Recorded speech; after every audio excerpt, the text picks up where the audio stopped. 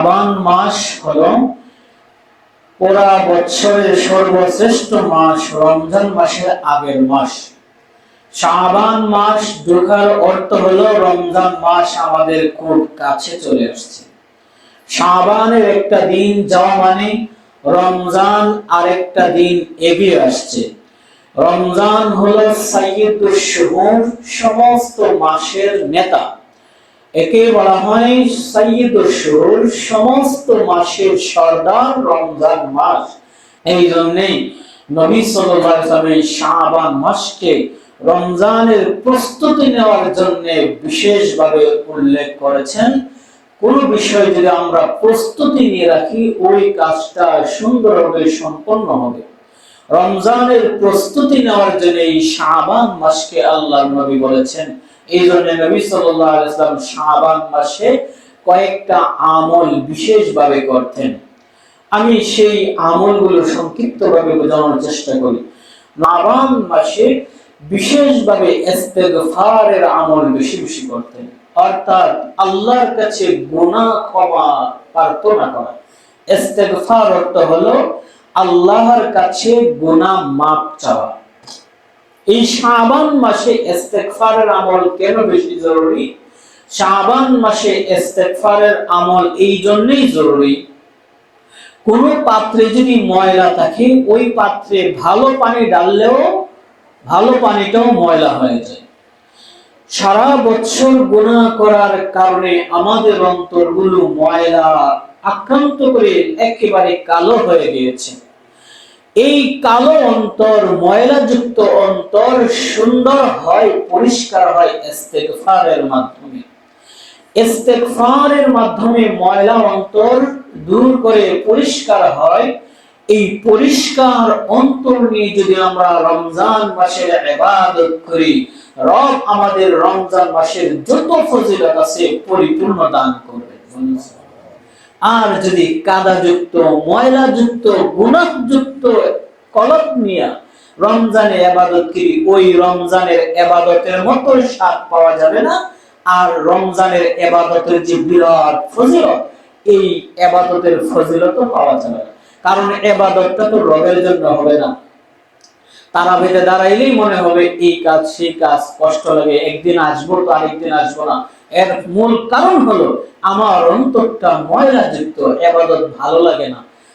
ইবাদত ভালো লাগে না, ইবাদত ভালো না লাগার মূল কারণ হলো গুনাহযুক্ত কলব, গুনাহযুক্ত ময়লাযুক্ত আমাদের অন্তর। অন্তরে গুনাহ করতে করতে অন্তরকে নষ্ট করে ফেলেছি।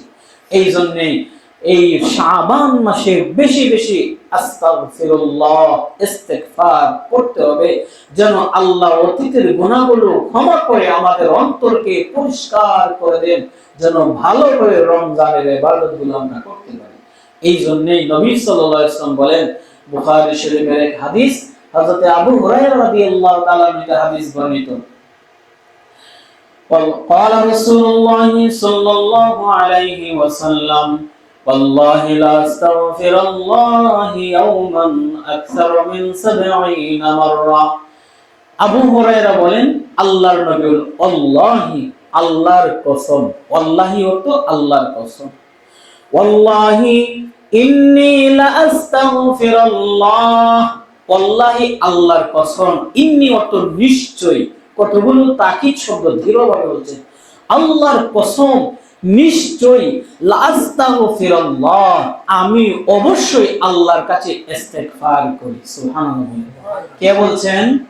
নবী মুহাম্মদুর রাসূলুল্লাহ বলেন, আল্লাহর কসম নিশ্চয় আমি আল্লাহর কাছে প্রার্থনা করি, ক্ষমা প্রার্থনা করি, ফিল ইয়াউমি, প্রত্যেকদিন। কয়দিন? প্রতিদিন। কয়বার? আকসারু মিন 70 মাররাতান, 70 বারের চেয়েও বেশি। সুবহানাল্লাহ। ও মিয়া, আল্লাহর নবীর কোনো গুনাহ আছে? কোনো গুনাহ নাই। বরংস আল্লাহ বলে দিয়েছেন, মা তাকাদ্দামা মিন যামবিহি ওয়া মা তাআখার, আগে পরে যা কিছু আছে কোনো গুনাহ আল্লাহর নবী থাকবে না, কোনো গুনাহর কল্পনা হতে পারে না। এমন একজন মহামানব বলেন, আমি আল্লাহর কাছে দৈনিক 70 বার ইস্তেগফার করি। আর আমি আপনি উঠতে বইতে গুনাহ করি, উঠতে বসতে গুনাহ করি, আর আমার ইস্তেগফারের কি খবর? দৈনিক কি একবার ইস্তেগফার করি আমি? আল্লাহর কাছে বলি, আল্লাহ এই যে গুনাহ করতেছি এই গুনাহগুলো ক্ষমা করে দেন। দৈনিক একবার কি বলি? আমি কিসের উম্মত হইলাম? আল্লাহর নবী বলেন, আমি দৈনিক কমপক্ষে 70 বারের অধিক ইস্তেগফার করি। তাও এমনি বলে নাই, কসম খেয়ে বলছেন, আল্লাহর কসম, নিশ্চয় নিশ্চয় আমি 70 বারের অধিক আল্লাহর কাছে ক্ষমা প্রার্থনা করি। কিসে আমাদেরকে ধরলো? আমাদের কি অবস্থা? তাও জানতেন কিতাব না, বুখারী শরীফের হাদিস। তাও জানতেন সাহাবী বর্ণনা করেন নাই, আবু হুরায়রা বর্ণনা করেন, যিনি একবার শুনলে জীবনে আর কোনো শব্দ ভুলে যেতেন না। বলেন সুবহানাল্লাহ। আবু হুরায়রা এমন সাহাবী যিনি নবীজিকে বলেন, আল্লাহ রাসূল আমি যা শুনি তা ভুলে যাই। তাই নাকি? শুনেন, বলে আমি যা শুনি আপনার দরবারে তো আমি পড়ে থাকি হাদিস শোনার জন্য, কিন্তু ভুলে যাই। নবীজি বলেন, তাহলে একটা চাদর নিয়ে আসো আমার কাছে। এগুলো আধ্যাত্মিক কথা, অনেকে শুনলে হাসবে, এটা আবার কেমন কথা? নবীজি বলেন একটা চাদর নিয়ে আসো। চাদর নিয়ে আসলেন। নবী সাল্লাল্লাহু আলাইহি ওয়াসাল্লাম কি যেন হাত দিয়ে এইভাবে চাদরে দিলেন, কয়ে বুঝাও, বুঝলেন, কয়েকবার বুকে লাগাও, বুকে লাগাইলেন। আবু হুরায়রা বলেন, এরপর দিন থেকে জীবনে আমি যেই শব্দ শুনি আমার আর এই শব্দ ভুলে যায় না। সুবহানাল্লাহ। এমন সাহাবী বর্ণনা করতেছেন হাদিস। কোন কিতাব আছে? সবচেয়ে সঠিক কিতাব, সবচেয়ে বিশুদ্ধ কিতাব বুখারী শরীফের হাদিস। আবু হুরায়রা বলেন, আল্লাহ নবী কসম কে বলছেন, আল্লাহর কসম, দৈনিক আমি 70 বারের অধিক আল্লাহর কাছে ক্ষমা প্রার্থনা করি, ক্ষমা করে দেন। কেন? উম্মতকে শিক্ষা দেওয়ার জন্য। উম্মত, আমি মুহাম্মদুর রাসূলুল্লাহ যদি দৈনিক ইস্তেগফার করতে পারি, তাহলে তুমি কেন করবে না? কেন করবে না? উম্মতকে শিক্ষা দেওয়ার জন্য। এই জন্য ভাই, এই শাবান মাস সবচেয়ে বেশি ইস্তেগফার করার মাস। এই মাসে বেশি বেশি ইস্তেগফারের আমল করতে হবে, দিলটা ময়লা মুক্ত করতে হবে। গুনাহ যে করেছি মালিকের কাছে তওবা করতে হবে। মালিক তওবা করলে মালিক কবুল করে নেন, মাফ করে দেন। আল্লাহর নবী এক হাদিসে বলেন, আত্তাইবু মিনাজ যামবি কামান লা যামবালা।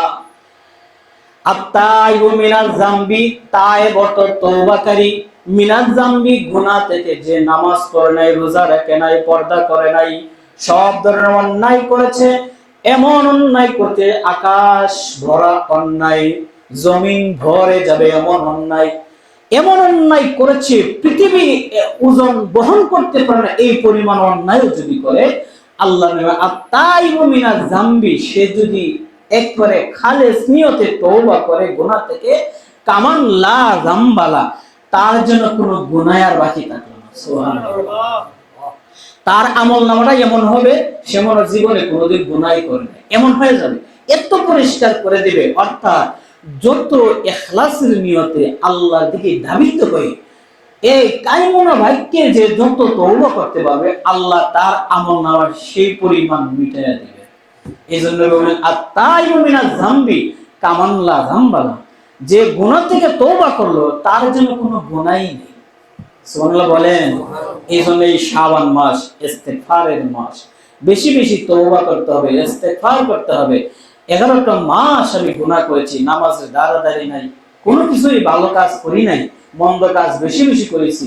11টা মাস যে অন্যায় করেছি, এই শাবান মাসে তওবা করে পূর্ণ পবিত্র হয়ে রমজান মাসের ইবাদতটা করব। এই উসিলায় আল্লাহ তাআলা আমার পিছনে সব কিছু ক্ষমা করে রমজানের পরিপূর্ণ ফজিলত দান করবেন। মুআজ্জাজ হাজিরিন, এই মাসে নবী সাল্লাল্লাহু আলাইহি ওয়াসাল্লাম একটা বিশেষ আমল করতেন। এই আমলটার কথা বলে আমি শেষ করব। হযরতে নবী সাল্লাল্লাহু আলাইহি ওয়াসাল্লামের একজন পছন্দের সাহাবী ছিলেন। এই সাহাবীর নাম উসামা। কি নাম বলেন? নাম কি বলেন? উসামা। উসামা নবীর নাতি হয়, অর্থাৎ নবী সাল্লাল্লাহু আলাইহি ওয়াসাল্লাম একজন পালক পুত্র ছিলেন, নাম হলো যায়েদ। নাম কি? যায়েদ। উসামা হলেন এই যায়েদের সন্তান, যায়েদের ছেলে। অর্থাৎ নবীজির পালক পুত্র ছিল যায়েদ, আর যায়েদের ছেলে হলো উসামা। নবীজি তাকে খুব পছন্দ করতেন, সাহাবীরা তাকে ডাকতো খুব নবী, নবীর ভালোবাসা, অর্থাৎ নবী তার এত পছন্দ করতেন, ভালোবাসতেন।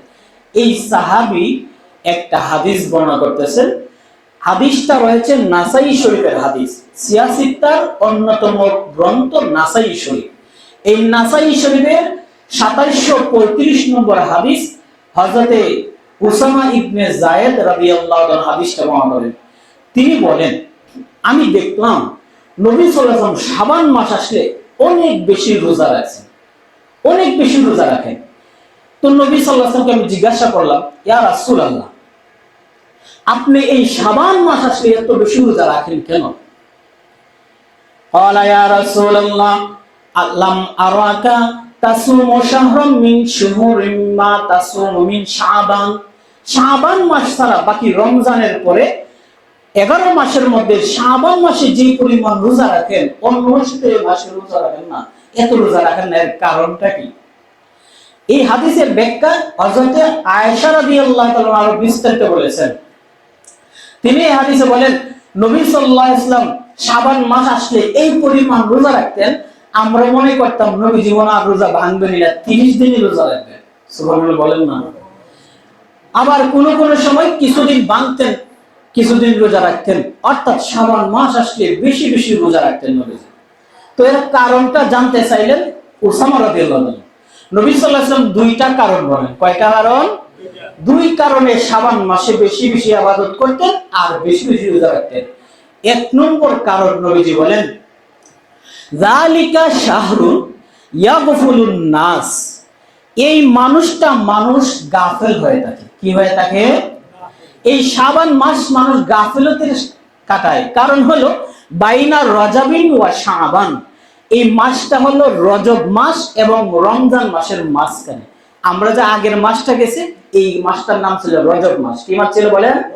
আমি বলেছিলাম রজব মাসের গুরুত্ব আপনাদের কি শুনেছিলাম, রজব মাস। আর এই মাসের পরে আসে কি মাস? রমজান মাস। রজব মাস আর রমজান মাসের মাঝখানে পরে শাবান মাস। এই শাবান মাসের মানুষ গাফেল হয়ে যায়, কারণ রজব মাস তো দামি মাস, ওই যে 4টা মাস হারাম মাস, এর মধ্যে অন্যতম মাস রজব মাস। রজব মাস মানুষ খুব গুরুত্ব দেয়, কারণ এটা হারাম মাস, আল্লাহর ঘোষণাকৃত হারাম মাস। আবার রমজান মাস তো মানুষ এমনি গুরুত্ব দেয়, কিন্তু মাঝখানে শাবান মাসটা মানুষ গাফেল হয়ে যায়, এবার তো মনোযোগী থাকে না। এই জন্য বলেন, নবীজি বলেন, আমি এই মাসে বেশি বেশি ইবাদত করার কারণ হলো মানুষ তখন গাফেল থাকে।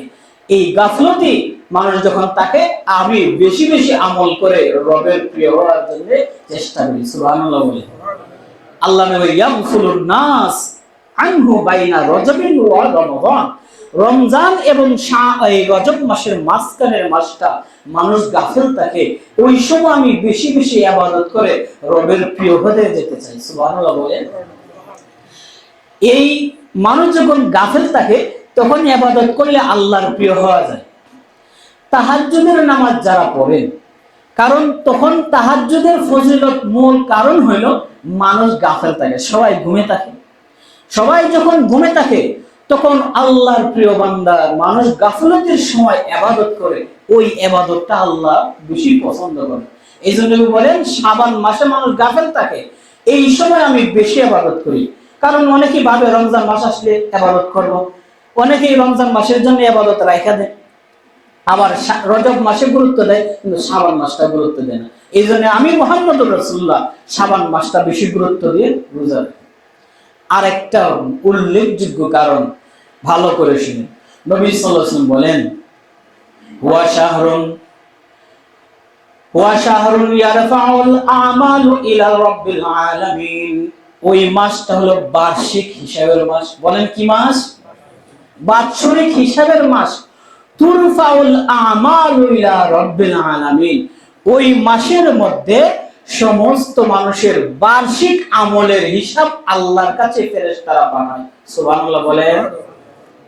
এই 11 মাস আমি যে আমল করি, রমজান মাস শুরু করে আবার এই শাবানের আগ পর্যন্ত 11 মাস, 11 মাস আমি যে আমল করি, এই আমলের হিসাব খাতা, হিসাবের খাতা ফেরেশতারা আল্লাহর কাছে তুলে ধরেন। আপনার অমুক বান্দা এই আমল করেছে, এই নেক কাজ করেছে এই পরিমাণ, আর গুনার পরিমাণ করেছে এই পরিমাণ। এই মাসে আল্লাহর কাছে ফেরেশতারা বাৎসরিক হিসাব তুলে ধরেন। এই বাৎসরিক হিসাব যখন মালিকের কাছে যায়, আমি মুহাম্মদুর রাসূলুল্লাহ ফাউহিব্বু আইয়ুরফা আমালি, আমি মুহাম্মদুর রাসূলুল্লাহ এটা চাই দিল থেকে, আইয়ুরফা আমালি, আমার আমলটা আল্লাহর কাছে তুলে ধরো, ও আনা সাইমুন, বলেন সুবহানাল্লাহ। এমত অবস্থায় আমি মুহাম্মদ যেন রোজাদার থাকি। সুবহানাল্লাহ। আমি রোজাদার, আমি কি দার? রোজাদার। আর আমার আমলটা আল্লাহর কাছে পেশ করা হয়েছে, অর্থাৎ আমার আমল আল্লাহর কাছে যাচ্ছে। এমত অবস্থায় আল্লাহ তো দেখবেন যে আমার গোলামের আমল এখানে আইছে, কিন্তু এই অবস্থায় সে রোজাদার। সুবহানাল্লাহ বলে। এই জন্য নবী বলেন, আমি শাবান মাসে বেশি বেশি রোজা রাখি, কারণ হইল শাবানে আল্লাহর কাছে সমস্ত গোলামের আমল পেশ করা হয়। আইয়ুরফা আমালি, আমার আমল যখন পেশ করা হবে তখন আল্লাহ দেখবেন আল্লাহর জন্য আমি রোজা রেখে বসে আছি। সুবহানাল্লাহ বলে। ওই অবস্থায় তো আল্লাহ রাজি হয়ে যাবেন। এই জন্য আমি মুহাম্মদুর রাসূলুল্লাহ শাবান মাস আসলে বেশি বেশি রোজা রাখি। আমার ভাইয়েরা, আল্লাহর নবীর কত আমলের কত আগ্রহ। নবীজি এই আগ্রহ দেখাইছেন উম্মতকে শেখানোর জন্য। এই জন্য শাবান মাস আমাদের কোন দিকে আসে আর কোন দিকে যায় খালি চেষ্টা। শাবান মাস আসলে আমাদের এই প্রস্তুতি নেই, ঠিক আছে, কিন্তু প্রস্তুতিটা হয় আমলের না, প্রস্তুতিটা হয় দুনিয়া। কথাটা খারাপ লাগলেও এটাই বাস্তবতা। রমজান শাবান মাস আর এক মাস পরে রজব, এই এক মাস পরে রমজান। এবার দোকানের মাল কি কি উঠানো যায়, কিভাবে ব্যবসাটা করা যায় রমজান মাসে, ঈদ সামনে, এই প্রস্তুতি আমাদের সবার আছে। কিভাবে রমজানে ভালোভাবে খাওয়া যায়, রমজানের বাজেটটা কিভাবে করা যায়, শাবান মাসে খরচটা কমায়া রমজানের বাজেটটা বাড়ানো যায় কিভাবে, এই চিন্তা আমাদের সবার আছে। কথা বলেন ঠিক না বেটে? কিভাবে রমজানের ব্যবসা করা যায়, কিভাবে রমজানে ভালো মন্দ খাওয়া যায়, কিভাবে মার্কেটিংটা বেশি করা যায়, এই চিন্তা আমাদের সবার আছে। কি অথচ নবী বলেন শাবান মাস তোমার রমজানের প্রস্তুতির মাস, বেশি বেশি আমল করো, আমল কইরা অন্তরটা পরিষ্কার করো, যেন রমজানের ইবাদতটা ভালোভাবে করতে পারো। আবার আরেকটা হলো গুরুত্ব, সবচেয়ে গুরুত্বপূর্ণ হলো যে তোমার আমলটা ওই মাসে বাৎসরিক আমলটা তোমার আল্লাহর কাছে করানো। আমল তিন ভাবে আল্লাহর কাছে যায়। কয় ভাবে বলেন? তিন ভাবে। প্রত্যেক দিন ফজরের পরে আল্লাহর কাছে আমলের হিসাব যায়। জোরে বলেন সুবহানাল্লাহ। আল্লাহ তাআলা ইন্না কুরআনাল ফাজরি কানা মাশহুদা, এই ফজরের মাশহুদ, মাশহুদ তো সাক্ষ্য, এই ফজরের আমলের সাক্ষ্য আল্লাহর কাছে প্রত্যেকদিন যায়। এই দুনিয়ার মধ্যে ফেরেশতা ওঠানামা করে দুইবার। কয়বার বলেন? ফজরের সময় ফেরেশতারা, রাতের ডিউটি যে সমস্ত ফেরেশতা আছে তারা ফজরের সময় চলে যায়। কোন সময় যায়? যখন মানুষ নামাজরত থাকে। ইন্না কুরআনাল ফাজরি কানা মাশহুদা, ফজরের কোরআনের তেলাওয়াত হয় সাক্ষ্য, ফজরের কোরআনের তেলাওয়াত হয় সাক্ষ্য। যখন মানুষ ফজরের তেলাওয়াত করতে থাকে তখন ফেরেশতারা উপরে যায়, আল্লাহ রাব্বুল আলামিন ফেরেশতাদেরকে জিজ্ঞাসা করতে থাকে, ও আমার ফেরেশতারা, তোমরা যে বিলাসপুর থেকে আসলে, তোমরা যে নওবাঙ্গা থেকে আসলে, ওই জায়গার আমার গোলামদের কি খবর? ফেরেশতা বলে, আল্লাহ আমরা আসছি এমন অবস্থায় আপনার গোলামরা ফজরের তেলাওয়াত করতেছে। সুবহানাল্লাহ। ইন্না কুরআনাল ফাজরি কানা মাশহুদা, আর আমি কি থাকি? কথা বলেন এখন কথা। আমি কি থাকি? ঘুমে থাকি। আমি তো ঘুমাই থাকি। মালিকের কাছে আমার হিসাব যাচ্ছে। মালিক কি বলবে? আমার ফেরেশতা আসছে অবস্থায়, আমার গোলাম ঘুমে, আমার গোলাম ঘুমে, এমত অবস্থায় আমার ফেরেশতা আমার কাছে আসছে। ফেরেশতা রিপোর্ট দেয়, ওই জায়গাতে আসছি আপনার কিছু গোলাম ফজরের তেলাওয়াত করতেছে। এই হিসাবে আল্লাহর কাছে প্রত্যেকদিন ফজরে গোলামের হিসাব যায়। আবার হাদিস আসছে প্রত্যেক সোমবারে আল্লাহর কাছে হিসাব যায়। সাপ্তাহিক হিসাব, দৈনিক হিসাব, বাৎসরিক হিসাব। কি মনে করেন এমনি এমনি আমাদেরকে ছেড়ে দিছে আল্লাহ? এমনি এমনি না। মনে করেন না আসছি, খাইছি, ঘুমাইছি, সংসারিক জীবন কাটাইছি। খবরদার, প্রত্যেক দিনের হিসাব মালিকের কাছে যাচ্ছে, প্রত্যেক সাপ্তাহিক হিসাব মালিকের কাছে যাচ্ছে, প্রত্যেক বাৎসরিক হিসাবও যাচ্ছে। আপনি এক কর্মচারী দিয়ে দিলেন ব্যবসা, 3 লাখ টাকা দিয়ে এক দোকান করে দিয়ে দিলেন, আপনি কি হিসাব নেন না? কথা বলেন, হিসাব নেন না? প্রত্যেকদিন এবার হিসাব দিয়ে কি বিক্রি করলে আজকে আবার সাপ্তাহিক হিসাব হয়, আবার মাসিক হিসাব নেই, আবার বাৎসরিকও একটা হিসাবের দিন আছে। কথা বলেন ঠিক না বেটি? আর কি বলেন মালিক আমাদের এমনি ছেড়ে দিছে? আল্লাহ বলেন তোমারে আমি জান্নাত দিব, কি মনে করছো এমনি এমনি তোমারে জান্নাত দিয়ে দিব? এত সহজ, এত সহজ না। এই জন্য এই ভাইয়ের আমার, এই শাবান মাস আল্লাহ বাৎসরিক হিসাবের মাস, ওই মাসে 11 মাসের হিসাব যাবে আল্লাহর কাছে। এই জন্য নবী বলেন ফাউহিব্বু আইয়ুরফা আমালি, আমি মুহাম্মদ এটা ভালোবাসি, এটা চাই, অন্তর থেকে চাই, আইয়ুরফা আমালি, আমার আমলটা আল্লাহর কাছে তুলে ধরবে এমত অবস্থায়, ওয়া আনা সাইমুন, এমত অবস্থায় আমি রোজাদার থাকবো। আমার ভাইরা, এই শাবান মাসের উল্লেখযোগ্য দুইটা আমল, একটা হলো ইস্তেগফার করা, বেশি বেশি ইস্তেগফার, আল্লাহর কাছে গুনাহ মাফ চাওয়া। 2 নম্বর আমল হলো সাধ্যমতো রোজা রাখা। কি রাখা বলে? অনেকে তো আছে রমজান মাসে রোজাই রাখতে পারে না, আবার শাবান মাসে রোজা রাখতে পারে। ও ভাই, এগুলো না রাখার কোনো বিষয় না, আপনি চেষ্টা করে দেখেন, এগুলো সহজ। যারা চেষ্টা করে তাদের জন্য সহজ, যারা চেষ্টা করে না তাদের জন্য বড়